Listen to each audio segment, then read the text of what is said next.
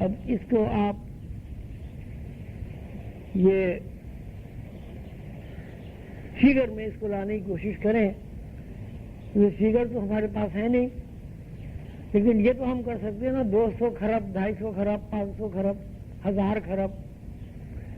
یہ جو ہمارے 4 جو زون ہیں، مثلا ایک کتاب المبین، ایک کتاب المبین میں 30 کروڑ لوح محفوظ، ایک لوح محفوظ میں 80,000 حزیرے، ایک حزیرے میں 1 خرب سے زیادہ مستقل آباد نظام اور 12 خرب غیر مستقل نظام.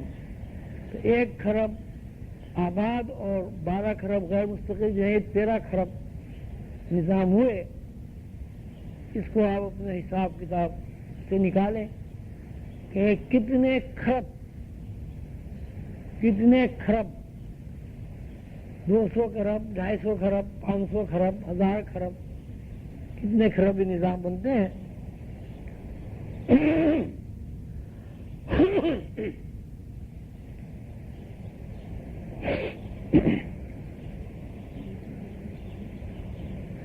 اسی بات کو سیدنا حضور صلی اللہ علیہ وسلم نے بھی اللہ کی خالقیت کے بارے میں جو کچھ فرمایا ہے، یہ سب جانتے ہیں کہ اللہ تعالیٰ کی واحد مخلوق ایک حضور صلی اللہ علیہ وسلم ہے نوع انسانی میں، کہ جن کو اللہ تعالیٰ کے علوم اس حد تک منتقل ہوئے کہ جس حد تک نوع انسانی علوم حاصل کر سکتی ہے. یعنی نوع انسانی کی جتنی سکت ہے، جتنی صلاحیت ہے، وہ کائنات میں سب سے زیادہ ہے. وہ آپ کو بتا ہی دیا گیا ہے کہ فرشتوں نے بھی حاکمیت کو تسلیم کیا، جنات نے بھی حاکمیت کو تسلیم کیا. دوسرے یہ کہ آدم کی جو تخلیق ہے وہ ایک تجرباتی بھی ہے کہ کائنات چل رہی ہے.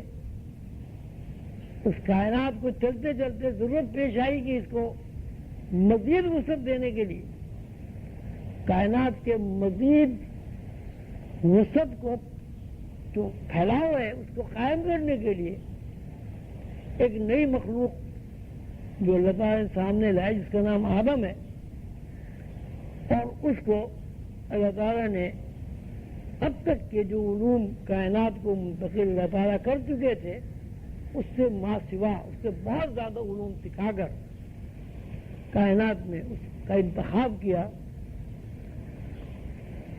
تو اس انتخاب میں جو ذات سب سے اعلیٰ و افضل، وہ زیادہ سے زیادہ جس نے علوم سیکھے وہ محمد رسول اللہ صلی اللہ علیہ وسلم ہے. یہ نہیں کہ ہم مسلمان ہیں، ہم اس لیے کہہ رہے ہیں، بلکہ اللہ تعالیٰ کہہ رہا ہے، اور اس کا مظاہرہ بھی ہوا ہے.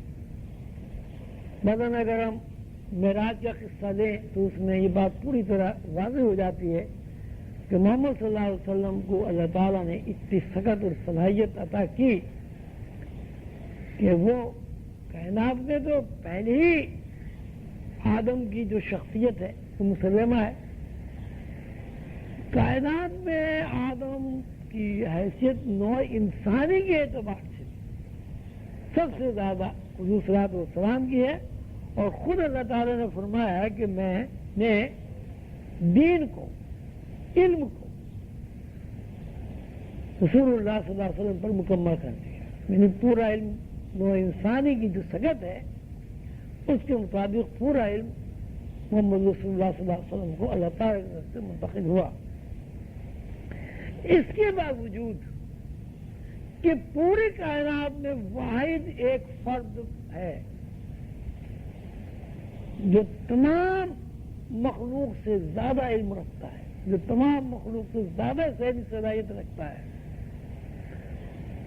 اس ذات بابرکت کا ارشاد ہے کہ خالق کو پہچاننے کا جو حق ہے وہ میں پورا نہیں کر سکا. معرفنا کا حق معرفتے کا کہ اللہ تعالیٰ کو پہچاننے کا جو حق ہے وہ پورا نہیں کر سکا، اس سے بھی یہ بات بالکل واضح ہو جاتی ہے کہ اللہ تعالیٰ کے علوم اتنے لامتناہی ہیں کہ کوئی انسان ان علوم کی تہ تک نہیں پہنچ سکتا۔ البتہ اتنا ضرور ہے کہ کائنات میں سب سے زیادہ اگر کسی ہستی کو علم ہے تو وہ سیدنا حضور صلی اللہ علیہ وسلم کی ذات بابرکت ہے۔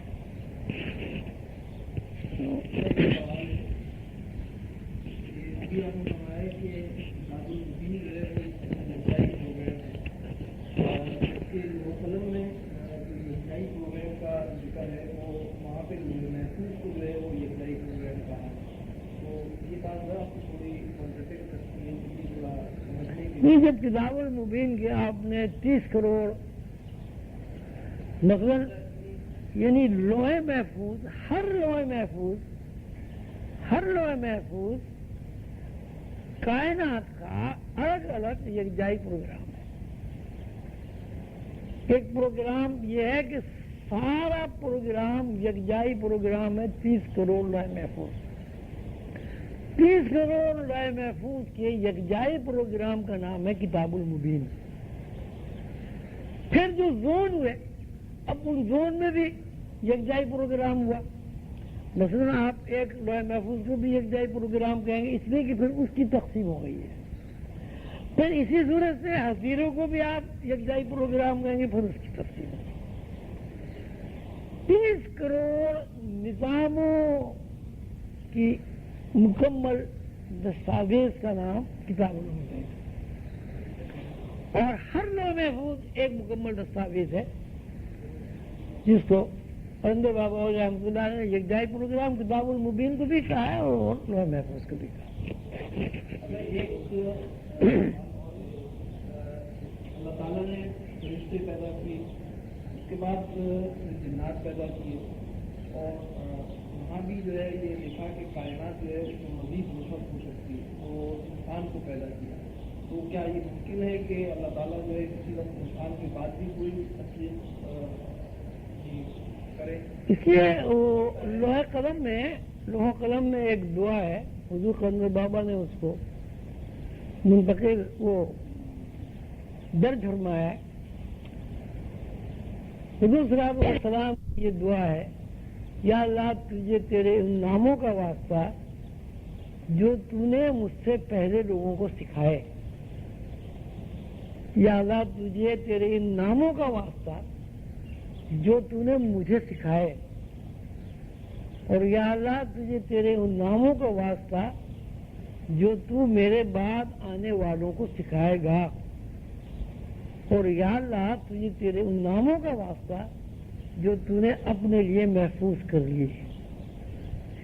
اس دعا ماسورہ سے یہ حقیقت سامنے آتی ہے کہ اللہ تعالیٰ قادر مطلق ہے، اگر وہ چاہیں جب چاہیں نئی سے نئی تخلیق عمل میں لا سکتے۔